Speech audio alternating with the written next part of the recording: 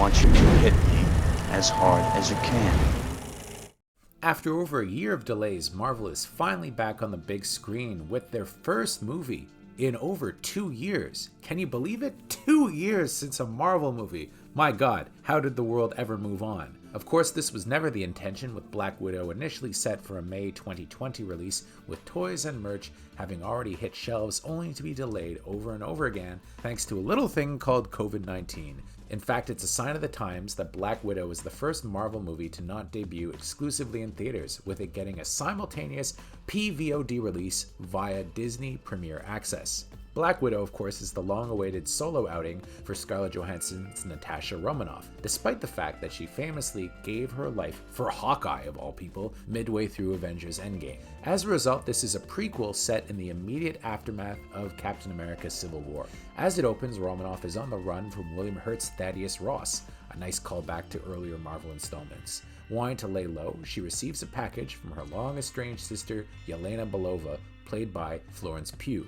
Yelena wants to bring down the Red Room, the Russian spy organization Black Widow escaped from pre-Iron Man 2, which is being run by Ray Winstone's Dreykov. The movie makes the most of this opportunity, having Black Widow on her own, by letting us finally get her character's fleshed out backstory, where she, along with Yelena, was part of a cell of sleeper agents as a kid. Not related by blood, their mother figure was Rachel Weisz's Melina Vostrov, another Black Widow, while their surrogate dad was David Harbour's Russian super soldier, Red Guardian. Black Widow was a departure for Marvel in that it eschews the normal end-of-the-world stakes for something a little more personal.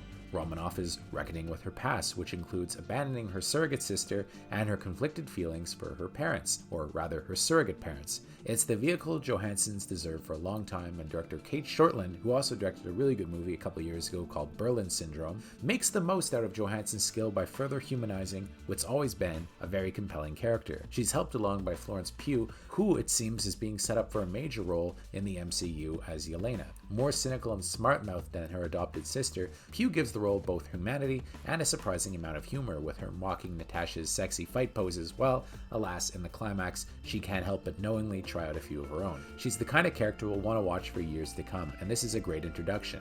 Rachel Weisz is also very good as the original Black Widow and certainly looks the part, but it has to be said, the movie is all but stolen by David Harbour as Red Guardian. Digging his teeth into a role he seems born to play, he's Russia's answer to Captain America, and a true believer in the cause, viewing himself as much of a good guy as Cap likely does. The movie picks up with him in a Russian jail, out of shape and forgotten, but pleased as punch to be reunited with his girls despite essentially abandoning them years earlier.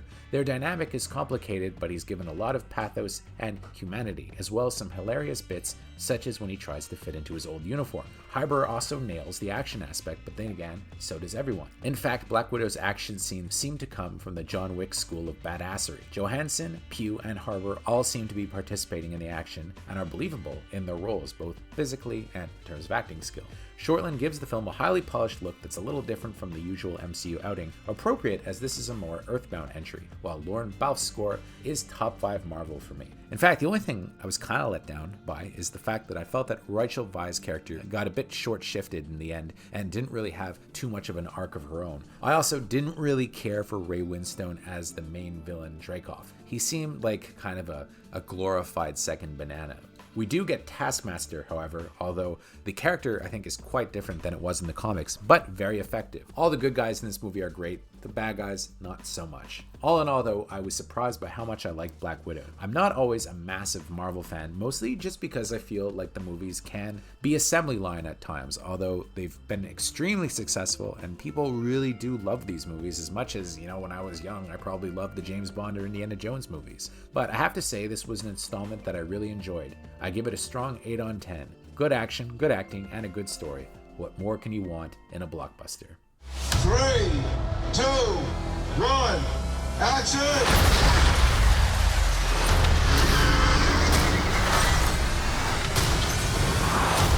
Black Widow is something that the Marvel Universe has never experienced before. The action in this film is real. You have these huge armored vehicles going through these iconic streets in Budapest. Budapest itself is so important to who Natasha really is and what drives her. And she finds this family from her past there. So we're gonna talk like grown-ups? Is that what we are? Within like 2 days of knowing Scarlett, I was just ramming her into a door frame. All the fighting in this film is so emotional and about not knowing how to say what you feel.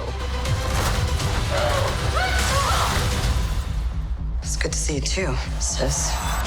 There's some of the most intense fights that we've had in the MCU. There's this big fight scene in this enormous prison. There were 400 extras. It sort of doesn't feel like a movie, it feels real. I wanted to create something really visceral and fun, but to talk about Natasha as a human being, to let audiences see a side of her that they had never seen before. I've spent a decade of time with this character, and she's finally able to write her own story.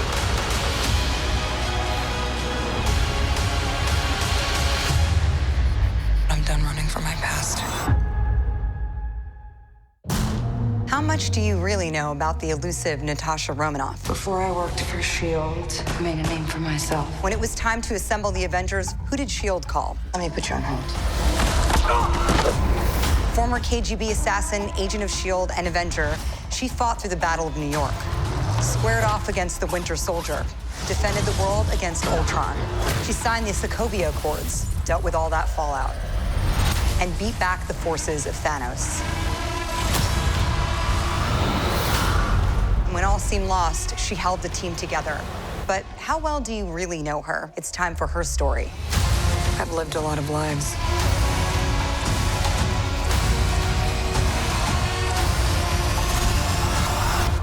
You've been waiting for this.